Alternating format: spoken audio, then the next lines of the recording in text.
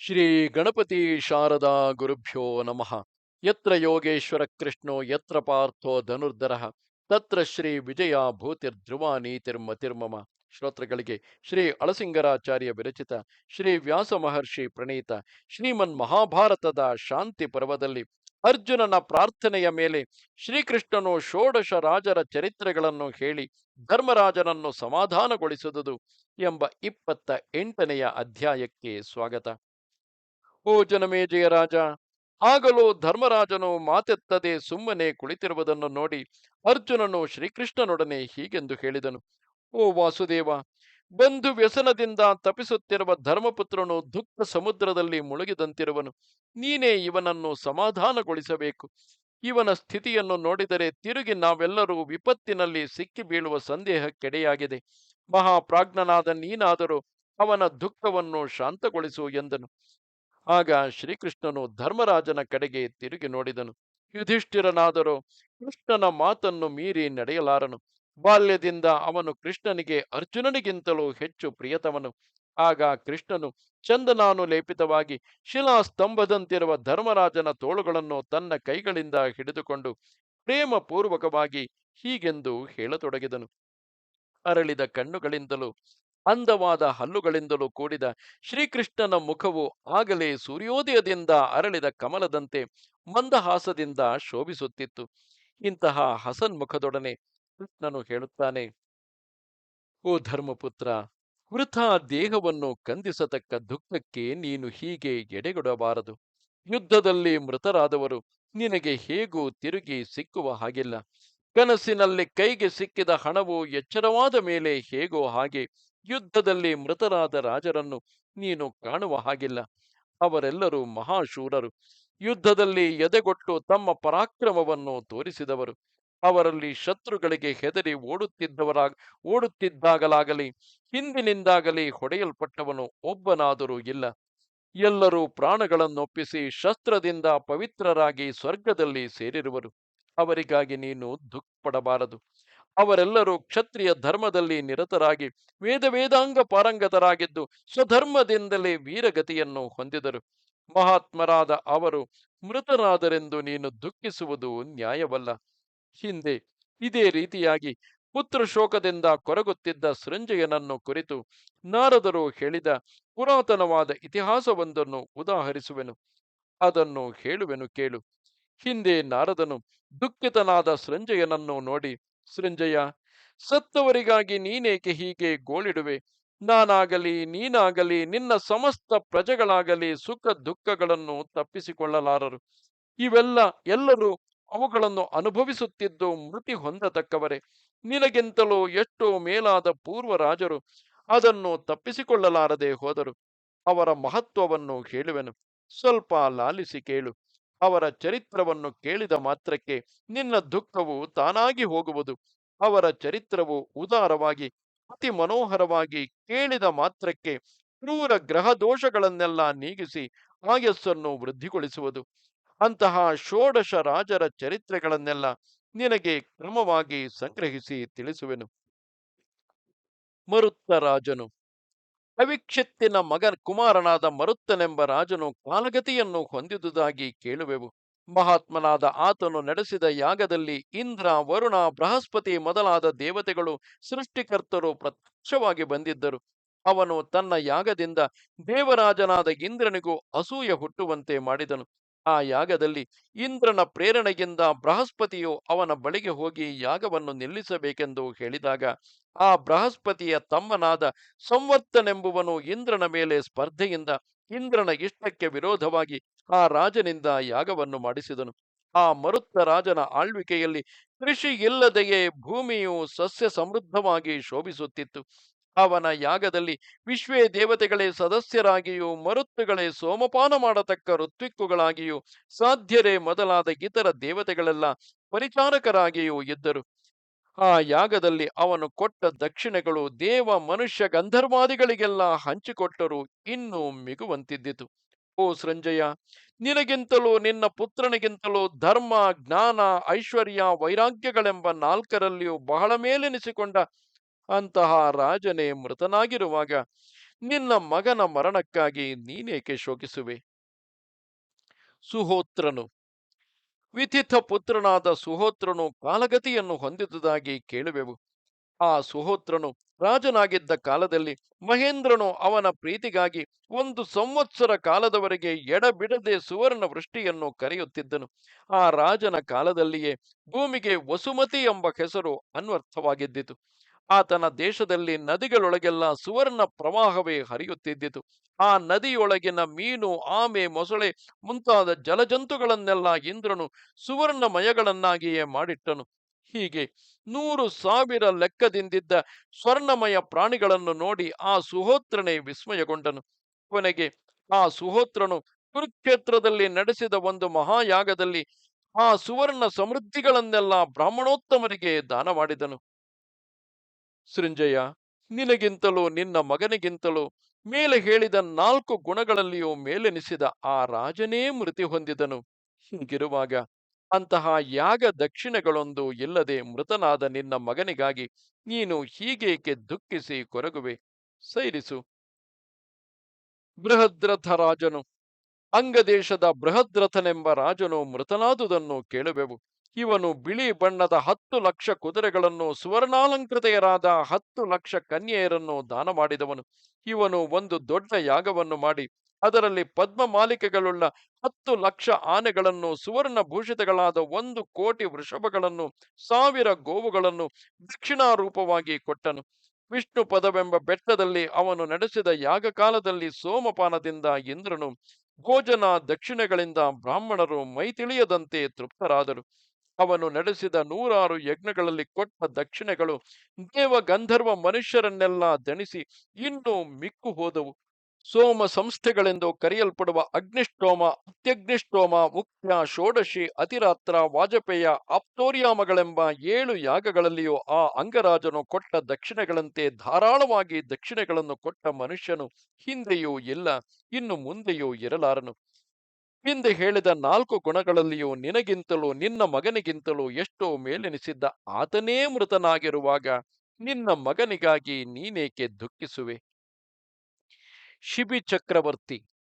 ಉಶೀನರ ಪುತ್ರನಾದ ಶಿಬಿಯು ಕಾಲಗತಿ ಹೊಂದಿದನೆಂದು ಕೇಳುವೆವು. ಅವನು ಈ ಸಮಸ್ತ ಭೂಮಿಯನ್ನು ಚರ್ಮದಂತೆ ಸುತ್ತಿದವನು. ಅವನು ಏಕರಥನಾಗಿ ತನ್ನ ರಥಘೋಷದಿಂದ ಭೂಮಿಯನ್ನೆಲ್ಲ ಮೊಳಗಿಸುತ್ತಾ ಸಮಸ್ತ ಭೂಮಿಯನ್ನು ಏಕಛತ್ರಾಧಿಪತ್ಯದಿಂದ ಆಳಿದವನು. ಆ ಶಿಬಿಯು ಕಾಡಿನಲ್ಲಿದ್ದ ಎಲ್ಲ ಗೋವುಗಳೊಡನೆ ಸೇರಿಸಿ ತನ್ನಲ್ಲಿದ್ದ ಗೋವುಗಳನ್ನು, ಕುದುರೆಗಳನ್ನು ಯಾಗದಲ್ಲಿ ದಾನ ಮಾಡಿಬಿಟ್ಟನು. ಇಂದ್ರ ಪರಾಕ್ರಮಿಯಾದ ಆ ಶಿಬಿ ಎಂಬ ರಾಜರ್ಷಿಯಂತೆ ಪ್ರಜಾರಕ್ಷಣ ಭಾರವನ್ನು ವಹಿಸಬಲ್ಲ ಬೇರೆ ರಾಜನು ಹಿಂದೆಯೂ ಇಲ್ಲ, ಮುಂದೆಯೂ ಹುಟ್ಟಲಾರನೆಂದು ಬ್ರಹ್ಮದೇವನೇ ಎಣಿಸಿದ್ದನು. ನಿನಗಿಂತಲೂ ನಿನ್ನ ಮಗನಿಗಿಂತಲೂ ಹಿಂದೆ ಹೇಳಿದ 4 ಗುಣಗಳಲ್ಲಿ ಎಷ್ಟೋ ಮೇಲೆನಿಸಿದ್ದ ಆ ಶಿಬಿರಾಜನೇ ಮೃತನಾದನೆಂದ ಮೇಲೆ ನಿನ್ನ ಮಗನಿಗಾಗಿ ನೀನೇಕೆ ದುಃಖಿಸುವೆ? ಒಂದು ಯಾಗವಾಗಲಿ ದಕ್ಷಿಣೆಯಾಗಲಿ ಇಲ್ಲದೆ ಮೃತನಾದ ನಿನ್ನ ಮಗನಿಗಾಗಿ ನೀನು ಹೀಗೆ ಕೊರಗಿ ದುಃಖಿಸಬಾರದು. ಭರತ ಚಕ್ರವರ್ತಿ. ದುಷ್ಯಂತನಿಗೆ ಶಕುಂತಲೆಯಲ್ಲಿ ಹುಟ್ಟಿ ಮಹಾತ್ಮನು ಶ್ರೀಮಂತನು ಎನಿಸಿದ್ದ ಭರತ ಚಕ್ರವರ್ತಿಯು ಕಾಲಗತಿಯನ್ನು ಹೊಂದಿದುದಾಗಿ ಕೇಳುವೆವು. ಈ ಭರತನು ಹಿಂದೆ ದೇವತೆಗಳ ಪ್ರೀತಿಗಾಗಿ ಯಮುನಾ, ಗಂಗಾ, ಸರಸ್ವತಿ ನದಿ ತೀರಗಳಲ್ಲಿ ಕ್ರಮವಾಗಿ 320, 14 ಅಶ್ವಮೇಧ ಯಾಗಗಳನ್ನು, ಇನ್ನೂ ಹಲವು ಕಡೆಗಳಲ್ಲಿ ಹಲವು ಯಾಗಗಳನ್ನು ಮಾಡಿ ಮುಂದಕ್ಕೆ 1000 ಅಶ್ವಮೇಧಗಳನ್ನು, 100 ರಾಜಸೂಯಗಳನ್ನು ಪೂರ್ತಿಗೊಳಿಸಿದವನು. ಮನುಷ್ಯನು ಆಕಾಶವನ್ನು ಕೈಯಿಂದ ಮುಟ್ಟಲು ಹೇಗೆ ಅಸಾಧ್ಯವೋ ಹಾಗೆ ಬೇರೆ ಯಾವ ರಾಜರು ಅವನ ಮಾರ್ಗವನ್ನು ಅನುಸರಿಸಲು ಶಕ್ತರಾಗಲಿಲ್ಲ. ಆ ಭರತನು ಅಲ್ಲಲ್ಲಿ 1000 ಯಾಗವೇದಿಕೆಗಳನ್ನು ವಿಸ್ತರಿಸಿ 1000ಕ್ಕಿಂತಲೂ ಅಧಿಕವಾಗಿ ಯಾಗಾಶ್ವಗಳನ್ನು ಕಟ್ಟಿಸಿದನು. ಆ ಕಾಲದಲ್ಲಿ ಭರತನು 100 ಕೋಟಿ ಗೋವುಗಳನ್ನು ಕಣ್ವಮನಿಗೆ ದಾನ ಮಾಡಿದನು. ನಿನಗಿಂತಲೂ ನಿನ್ನ ಮಗನಿಗಿಂತಲೂ ಮೇಲೆ ಹೇಳಿದ 4 ಗುಣಗಳಲ್ಲಿಯೂ ಬಹಳ ಮೇಲೆನಿಸಿದ ಅಂತಹ ಮಹಾತ್ಮನೇ ಮೃತಿ ಹೊಂದಿದನೆಂದ ಮೇಲೆ ನಿನ್ನ ಮಗನ ಮೃತಿಗಾಗಿ ನೀನೇಕೆ ದುಃಖಿಸುವೆ? ಶ್ರೀರಾಮನು. ದಶರಥ ಕುಮಾರನಾದ ಶ್ರೀರಾಮನೇ ಕಾಲಗತಿಯನ್ನು ಹೊಂದಿದುದಾಗಿ ಕೇಳುವೆವು. ಇವನು ಪ್ರಜೆಗಳನ್ನು ತನ್ನ ಹೊಟ್ಟೆಯಲ್ಲಿ ಹುಟ್ಟಿದ ಮಕ್ಕಳಂತೆ ನೋಡುತ್ತಿದ್ದವನು. ಅವನ ಆಳ್ವಿಕೆಯಲ್ಲಿ ಧನಹೀನರಾಗಲಿ ಕಷ್ಟಪಡುವವರಾಗಲಿ ಒಬ್ಬರೂ ಇರಲಿಲ್ಲ. ಅವನು ಪ್ರಜೆಗಳಿಗೆ ತಂದೆಯಂತಿದ್ದನು. ಅವನ ಕಾಲದಲ್ಲಿ ಸಕಾಲಕ್ಕೆ ಮಳೆ ಬೆಳೆಯಾಗಿ ಸರ್ವದಾ ಸುಭಿಕ್ಷವಾಗಿಯೇ ಇದ್ದಿತು. ಆಗ ಪ್ರಜೆಗಳಲ್ಲಿ ಯಾರಿಗೂ ಅಗ್ನಿಗಂಡ, ಜಲಗಂಡ, ಕಾಡು ಮೃಗಗಳಿಂದ ಮರಣ ಮುಂತಾದ ವಿಪತ್ತುಗಳೇ ಇರಲಿಲ್ಲ. ಹೆಂಗಸರು, ಗಂಡಸರು ಮೊದಲಾಗಿ ಎಲ್ಲರೂ ಯಾವ ರೋಗವೂ ಇಲ್ಲದೆ ಬೇಕಾದ ಕೋರಿಕೆಗಳನ್ನೆಲ್ಲ ಪಡೆದು ಸಹಸ್ರಾಯುಷ್ಯವುಳ್ಳವರಾಗಿ ಸುಖದಿಂದಿದ್ದರು. ಆ ರಾಮರಾಜ್ಯದಲ್ಲಿ ಸ್ತ್ರೀಯರಲ್ಲಿ ಕೂಡ ಜಗಳವಿಲ್ಲವೆಂದ ಮೇಲೆ ಇನ್ನು ಪುರುಷರ ಮಾತೇನು? ಪ್ರಜೆಗಳು ಯಾವ ಭಯವೂ ಇಲ್ಲದೆ ಧರ್ಮಪರರಾಗಿರುತ್ತಿದ್ದರು. ವೃಕ್ಷಗಳೆಲ್ಲ ಯಾವಾಗಲೂ ಪುಷ್ಪ ಫಲ ಸಮೃದ್ಧಗಳಾಗಿದ್ದವು. ಹಸುಗಳೆಲ್ಲವೂ ಕೊಳಗದಷ್ಟು ಹಾಲನ್ನು ಕರೆಯುತ್ತಿದ್ದವು. ಆ ರಾಮನು 14 ವರ್ಷದವರೆಗೆ ವನವಾಸ ಮಾಡಿ ಬಂದು ಆಮೇಲೆ ಲೋಕಕ್ಕೆಲ್ಲ ಪ್ರಶಂಸನೀಯವಾದ 10 ಅಶ್ವಮೇಧಗಳನ್ನು ಮಾಡಿದನು. ಶ್ಯಾಮಲವಾದ ದೇಹಕಾಂತಿ, ಕೆಂಪಾದ ಕಡೆಗಣ್ಣು, ಆಜಾನುಬಾಹುಗಳು, ಪ್ರಸನ್ನವಾದ ಮುಖದ ಕಳೆ, ಸಿಂಹದ ಹೆಗಲಿನಂತೆ ಹೆಗಲು, ಉಬ್ಬಿದ ತೋಳು, ಇಂತಹ ರೂಪಾತಿಶಯದಿಂದ ಕೂಡಿದ ಯುವಕನಾಗಿ ಆನೆಯ ಸಲಗನಂತಿದ್ದ ಆ ರಾಮನು 11,000 ವರ್ಷಗಳವರೆಗೆ ಅಯೋಧ್ಯಾಧಿಪತಿಯಾಗಿದ್ದು ರಾಜ್ಯವನ್ನಾಳಿದನು. ಸೃಂಜಯ, ನಿನಗಿಂತಲೂ ನಿನ್ನ ಮಗನಿಗಿಂತಲೂ ಜ್ಞಾನಾದಿ ಗುಣಗಳಲ್ಲಿ ಎಷ್ಟೋ ಮೇಲೆನಿಸಿದ್ದ ಅಂತಹವನೇ ಮೃತನಾದನೆಂದ ಮೇಲೆ ಇನ್ನು ನಿನ್ನ ಮಗನಿಗಾಗಿ ನೀನೇಕೆ ದುಃಖಿಸುವೆ? ನಿನ್ನ ಮಗನು ಹಾಗೆ ಯಾಗವನ್ನೂ ಮಾಡಿದವನಲ್ಲ, ದಕ್ಷಿಣೆಗಳನ್ನು ಕೊಟ್ಟವನಲ್ಲ. ಅವನಿಗಾಗಿ ನೀನು ದುಃಖಿಸಬಾರದು. ಭಗೀರಥನು ಭಗೀರಥನೆಂಬ ರಾಜನು ಮೃತಿ ಹೊಂದಿದನೆಂದು ಕೇಳುವೆವು. ಈ ಭಗೀರಥನ ಯಾಗದಲ್ಲಿ ಇಂದ್ರನು ಸೋಮಪಾನ ಮಾಡಿ ಕೊಬ್ಬಿ ಅನೇಕ ಸಹಸ್ರ ದೈತ್ಯರನ್ನು ಯುದ್ಧದಲ್ಲಿ ಜಯಿಸಿದನು. ಆ ಭಗೀರಥನು ಸುವರ್ಣಾಲಂಕೃತೆಯರಾದ 1,00,000 ಕನ್ಯೆಯರನ್ನು ಯಜ್ಞಕಾಲದಲ್ಲಿ ದಕ್ಷಿಣೆಯಾಗಿ ಕೊಟ್ಟನು. ಹೀಗೆ ದಾನ ಮಾಡಿದ ಆ ಕನ್ಯೆಯರಲ್ಲಿ ಒಬ್ಬೊಬ್ಬರಿಗೂ 4 ಕುದುರೆಗಳುಳ್ಳ ಒಂದೊಂದು ರಥವನ್ನು, ಒಂದೊಂದು ರಥದ ಹಿಂದೆ ಸುವರ್ಣ ಭೂಷಣಗಳುಳ್ಳ 100 ಆನೆಗಳನ್ನು, ಆ ಒಂದೊಂದು ಆನೆಯ ಜೊತೆಗೆ 1,000 ಕುದುರೆಗಳನ್ನು, ಒಂದೊಂದು ಕುದುರೆಯೊಡನೆ 1,000 ಗೋವುಗಳನ್ನು, ಒಂದೊಂದು ಗೋವಿನೊಡನೆ 1,000 ಮೇಕೆಗಳನ್ನು ದಾನ ಮಾಡಿದನು.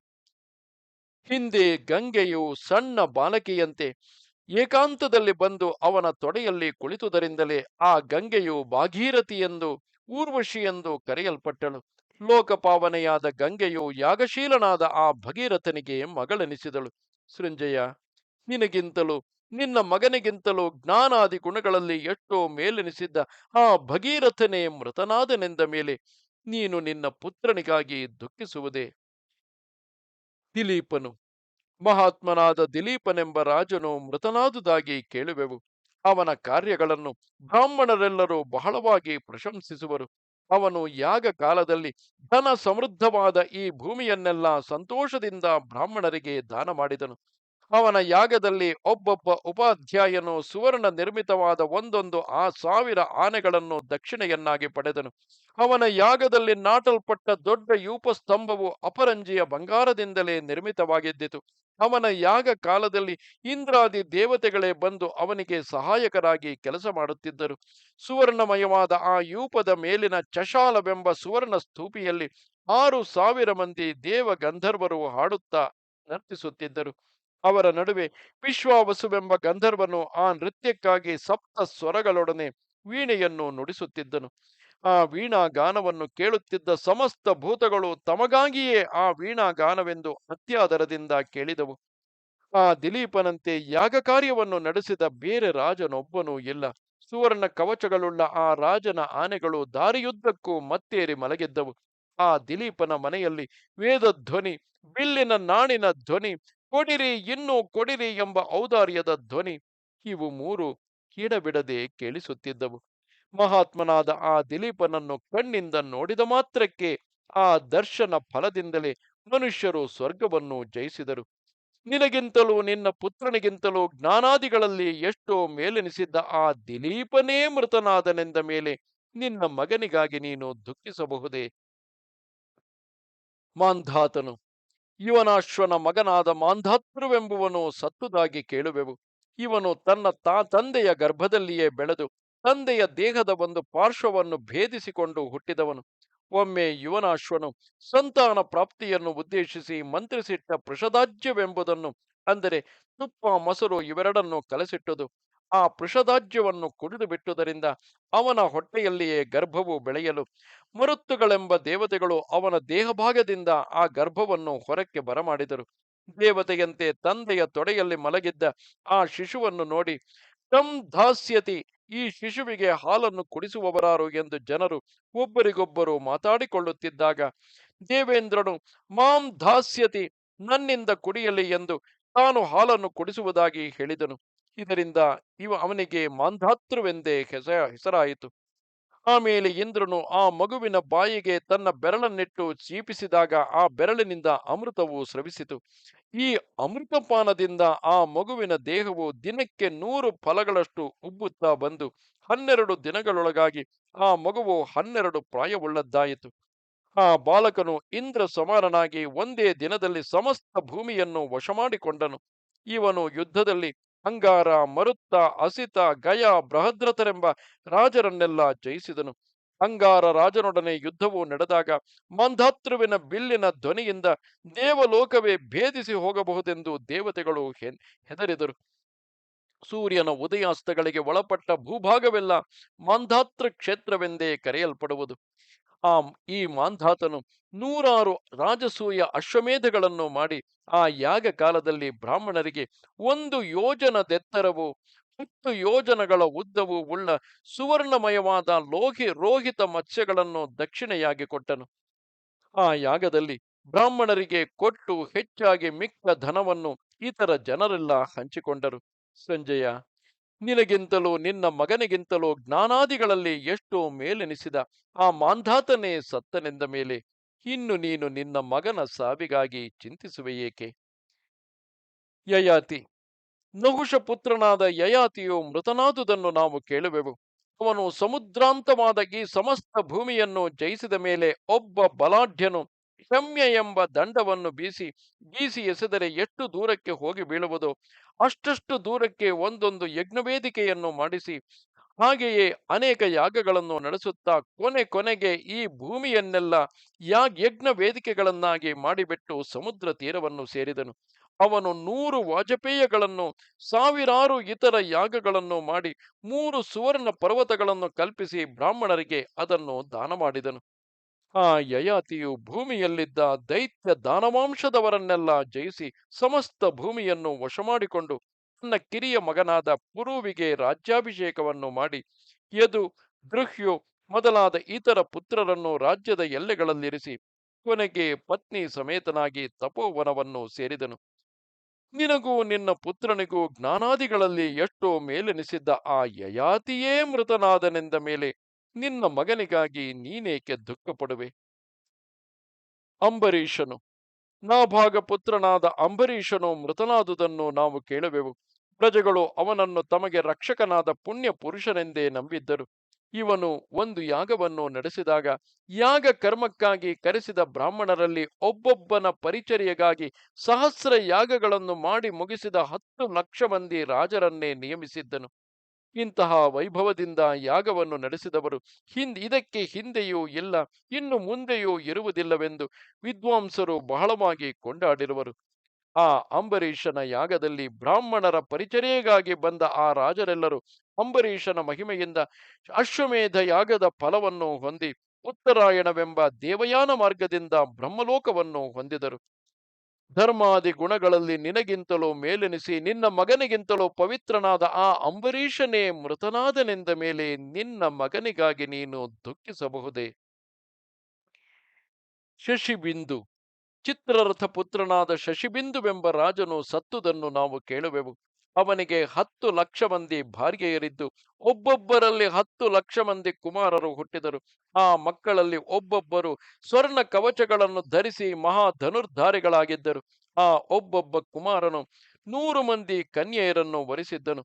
ಆ ಒಬ್ಬೊಬ್ಬ ಕನ್ಯೆಯೊಡನೆ 100 ಆನೆಗಳು, ಒಂದೊಂದು ಆನೆಗೆ 100 ರಥಗಳು, ಒಂದೊಂದು ರಥಕ್ಕೆ 100 ಉತ್ತಮ ಜಾತಿಯ ಕುದುರೆಗಳು, ಒಂದೊಂದು ಕುದುರೆಗೆ 100 ಹಸುಗಳು, ಒಂದೊಂದು ಹಸುವಿಗೆ 100 ಆಡುಗಳು ಸೇರಿದ್ದವು.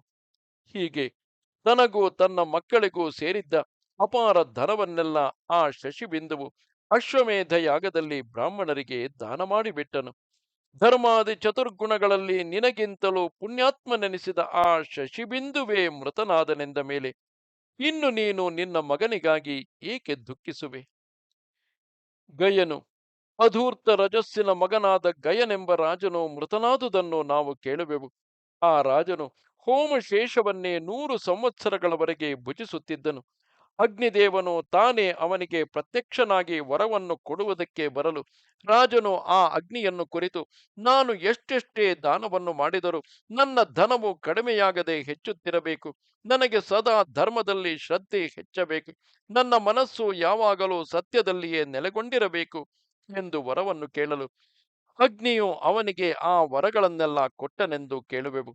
ಅವನು ದರ್ಶ, ಪೂರ್ಣಮಾಸ, ಚಾತುರ್ಮಾಸ್ಯ, ಅಶ್ವಮೇಧಗಳೆಂಬ ಕ್ರತುಗಳನ್ನು ಅನೇಕ ಸಹಸ್ರ ವರ್ಷಗಳವರೆಗೆ ನಡೆಸುತ್ತಿದ್ದನು. ಆ ಸಹಸ್ರ ವರ್ಷಗಳವರೆಗೂ ಲಕ್ಷ ಸಂಖ್ಯೆಯ ಗೋದಾನಗಳನ್ನು, 10,000 ಕುದುರೆಗಳ ದಾನವನ್ನು ಮೇಲೆ ಮೇಲೆ ಮಾಡುತ್ತಿದ್ದನು. ಅವನು ಯಾಗದಿಂದ ದೇವತೆಗಳನ್ನು, ಧನದಿಂದ ಬ್ರಾಹ್ಮಣರನ್ನು, ಶ್ರಾದ್ದದಿಂದ ಪಿತೃಗಳನ್ನು, ಕಾಮದಿಂದ ತನ್ನ ಪತ್ನಿಯರನ್ನು ತೃಪ್ತಿಗೊಳಿಸಿದನು. ಅವನು ಒಂದು ಅಶ್ವಮೇಧ ಯಾಗದಲ್ಲಿ 50 ಮಾರು ಅಗಲವೂ 100 ಮಾರು ಉದ್ದವೂ ಉಳ್ಳ ಸುವರ್ಣದ ಗದ್ದುಗೆಯನ್ನು ಮಾಡಿಸಿ ಅದನ್ನು ಬ್ರಾಹ್ಮಣರಿಗೆ ದಕ್ಷಿಣಾರೂಪವಾಗಿ ಕೊಟ್ಟನು. ಗಂಗೆಯಲ್ಲಿ ಎಷ್ಟು ಮಳಲಿನ ಕಣಗಳುಂಟೋ ಅಷ್ಟು ಗೋವುಗಳನ್ನು ದಾನ ಮಾಡಿದನು. ಧರ್ಮಾದಿ ಚತುರ್ಗುಣಗಳಲ್ಲಿ ನಿನಗಿಂತಲೂ ಮೇಲೆನಿಸಿ ನಿನ್ನ ಮಗನಿಗಿಂತಲೂ ಪುಣ್ಯಶಾಲಿಯಾದ ಆ ಗಯನೇ ಸತ್ತನೆಂದ ಮೇಲೆ ಇನ್ನು ನಿನ್ನ ಮಗನಿಗಾಗಿ ನೀನೇಕೆ ವ್ಯಸನ ಪಡುವೆ? ರಂತಿದೇವನು, ಸಂಕೃತಿ ಪುತ್ರನಾದ ರಂತಿದೇವನು ಸತ್ತುದನ್ನು ನಾವು ಕೇಳುವೆವು. ಅವನು ಇಂದ್ರನನ್ನು ತಪಸ್ಸಿನಿಂದ ಸಂತೋಷಗೊಳಿಸಿದ ಮೇಲೆ ತನಗೆ ವಿಶೇಷವಾದ ಅನ್ನ ಸಮೃದ್ಧಿ ಇರಬೇಕು. ಅದಕ್ಕೆ ತಕ್ಕಂತೆ ವಿಶೇಷವಾಗಿ ಅತಿಥಿಗಳು ದೊರೆಯಬೇಕು. ಅತಿಥಿಗಳ ಆರಾಧನೆಯಲ್ಲಿ ನನಗೆ ಶ್ರದ್ಧೆಯು ತಪ್ಪಬಾರದು. ಮತ್ತೊಬ್ಬರನ್ನು ನಾನು ಯಾಚಿಸಬಾರದು ಎಂದು ವರಗಳನ್ನು ಪಡೆದನು. ಮಹಾತ್ಮನಾದ ಆ ರಂತಿದೇವನಿಂದ ತಮ್ಮ ಜೀವನವು ಸದ್ವಿನಿಯೋಗವಾಗಲೆಂದು ಕಾಡುಗಳಲ್ಲಿಯೂ ಗ್ರಾಮಗಳಲ್ಲಿಯೂ ಇದ್ದ ಪಶುಗಳೆಲ್ಲವೂ ತಮಗೆ ತಾವೇ ಅವನಲ್ಲಿಗೆ ಬಂದು ಸೇರಿದವು. ಆ ರಂತಿದೇವನು ಯಾಗಕ್ಕಾಗಿ ಉಪಯೋಗಿಸಿದ ಪಶುಗಳ ಚರ್ಮದಿಂದ ಸ್ರವಿಸಿದ ಜಲವೇ ನದಿಯಾಗಿ ಹರಿದು ಚರ್ಮಣ್ವತಿ ಎಂದು ಪ್ರಸಿದ್ಧವಾಯಿತು. ಆ ರಾಜನು ಯಾಗ ಸಭೆಯಲ್ಲಿ ಬ್ರಾಹ್ಮಣರಿಗೆ ಎಷ್ಟೋ ತ್ವರಹದ ನಾಣ್ಯಗಳನ್ನು ದಾನ ಮಾಡಿದನು. ಅವನ ಯಾಗದಲ್ಲಿ ಬ್ರಾಹ್ಮಣರು, ನಿನಗೆ ರಾಜನು ಎಷ್ಟು ವರಹಗಳನ್ನು ಕೊಡುವನು, ನನಗೂ ಅಷ್ಟನ್ನೇ ಕೊಡುವನು ಎಂದು ಒಬ್ಬರಿಗೊಬ್ಬರು ಚರ್ಚಿಸುತ್ತಿರುವಾಗಲೇ ನಿನಗೆ 1,000 ವರಹಗಳು, ನಿನ ನಿನಗೂ 1,000 ವರಹಗಳು ಎಂದು ಕೇಳಿ ಅವರವರು ಕೋರಿರುವುದಕ್ಕಿಂತಲೂ ಹೆಚ್ಚಾಗಿ ಕೊಟ್ಟು ಸಂತೋಷಗೊಳಿಸಿದನು.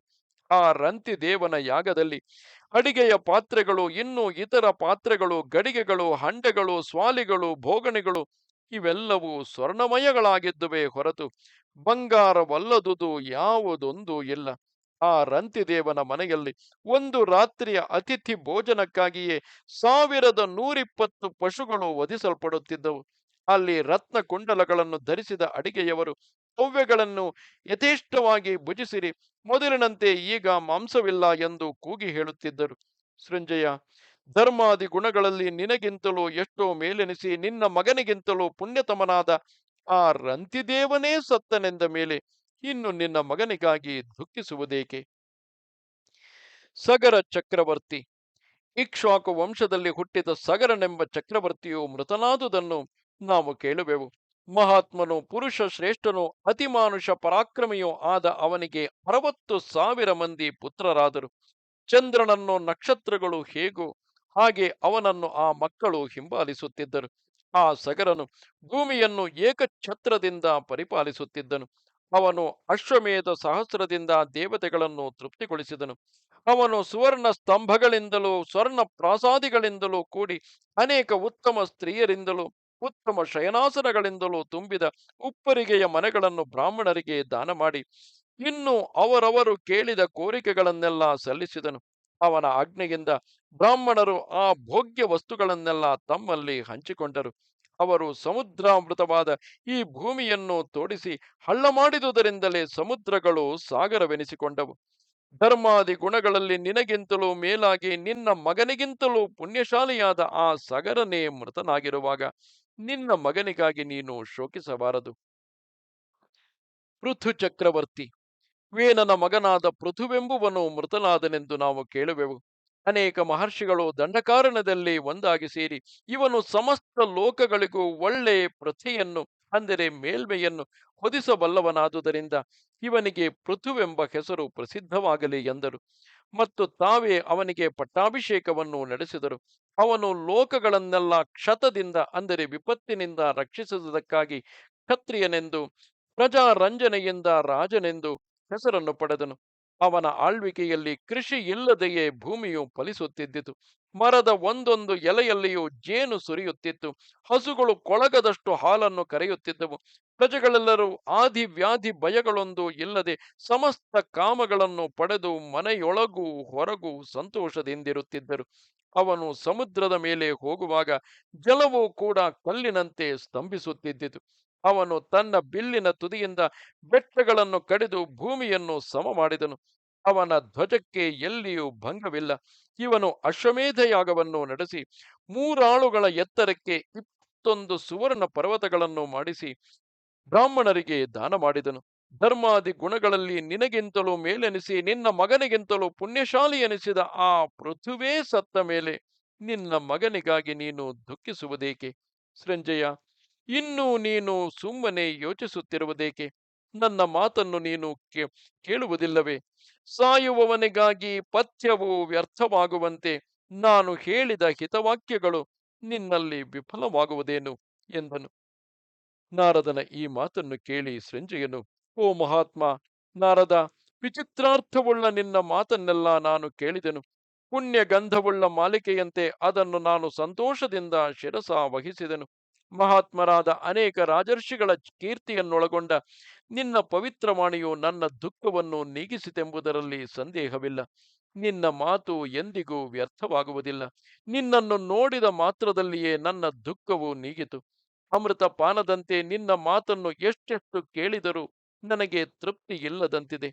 ಓ ಬ್ರಹ್ಮಜ್ಞ ಓ ಬ್ರಹ್ಮಜ್ಞ, ನಿನ್ನ ದೃಷ್ಟಿಯು ಅಮೋಘವಾದುದು. ನಾನು ಸಂತಾಪದಿಂದ ಕುದಿಯುತ್ತಿರುವೆನು. ಈಗಲೂ ನೀನು ನನ್ನಲ್ಲಿ ಅನುಗ್ರಹವನ್ನು ತೋರಿಸಿದರೆ ನನ್ನ ಮಗನು ಬದುಕುವುದರಲ್ಲಿ ಸಂದೇಹವಿಲ್ಲ. ನನಗೆ ಪುತ್ರ ಸಮಾಗಮ ಉಂಟಾಗುವಂತೆ ಕರುಣಿಸು ಎಂದನು. ಆಗ ನಾರದನು, ಓ ಸೃಂಜಯ, ನಿನಗೆ ಪರ್ವತನು ಕೊಟ್ಟ ಸ್ವರ್ಣಷ್ಠೀವಿ ಎಂಬ ಪುತ್ರನು ಮೃತನಾಗಿ ಈಗ ನಿನ್ನ ಮನೆಯಲ್ಲಿಯೇ ಮಲಗಿರುವನಲ್ಲವೇ? ಅವನನ್ನೇ ತಿರುಗಿ ನಿನಗೆ ಬದುಕಿಸಿಕೊಡುವೆನು. ಅವನು ಸ್ವರ್ಣ ಸಮಾನವಾದ ದೇಹಕಾಂತಿಯಿಂದ ಸಹಸ್ರ ವರ್ಷಗಳವರೆಗೆ ಬದುಕಿರುವನು. ಹೋಗು ಎಂದು ಅನುಗ್ರಹಿಸಿ ಕಳುಹಿಸಿದನು. ಇದು 28ನೆಯ ಅಧ್ಯಾಯವು. ನಮಸ್ತೆ ಶಾರದೆ ದೇವಿ, ಕಾಶ್ಮೀರ ಪುರವಾಸಿನಿ, ತ್ವಾಮಹಂ ಪ್ರಾರ್ಥೆಯೇ ನಿತ್ಯಂ, ವಿದ್ಯಾದಾನಂಚ ದೇಹಿಮೆ. ನಮಸ್ಕಾರ.